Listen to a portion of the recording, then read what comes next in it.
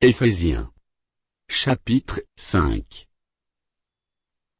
Devenez donc les imitateurs de Dieu, comme des enfants bien-aimés, et marchez dans la charité, à l'exemple de Christ, qui nous a aimés et qui s'est livré lui-même à Dieu, pour nous comme une offrande et un sacrifice de bonne odeur. Que l'impudicité, qu'aucune espèce d'impureté, et que la cupidité, ne soit pas même nommée parmi vous, ainsi qu'il convient à des saints. Qu'on n'entende ni paroles déshonnêtes, ni propos insensés, ni plaisanteries, choses qui sont contraires à la bienséance, qu'on entende plutôt des actions de grâce. Car, sachez-le bien, aucun impudique, ou impur, ou cupide, c'est-à-dire idolâtre, n'a d'héritage dans le royaume de Christ et de Dieu. Que personne ne vous séduise par de vains discours, car c'est à cause de ces choses, que la colère de Dieu vient sur les fils de la rébellion.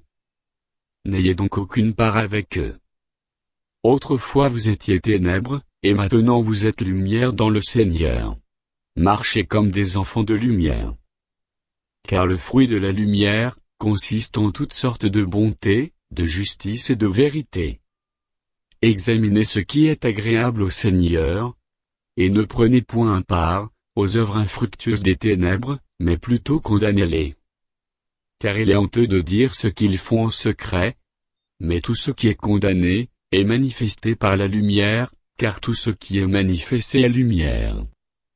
C'est pour cela qu'il est dit, réveille-toi, toi qui dors, relève-toi d'entre les morts, et Christ t'éclairera. Prenez donc garde de vous conduire avec circonspection, non comme des insensés, mais comme des sages. Rachetez le temps, car les jours sont mauvais.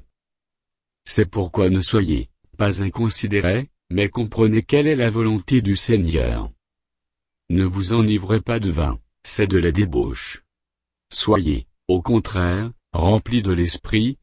Entretenez-vous par des psaumes, par des hymnes, et par des cantiques spirituels, chantant et célébrant, de tout votre cœur les louanges du Seigneur.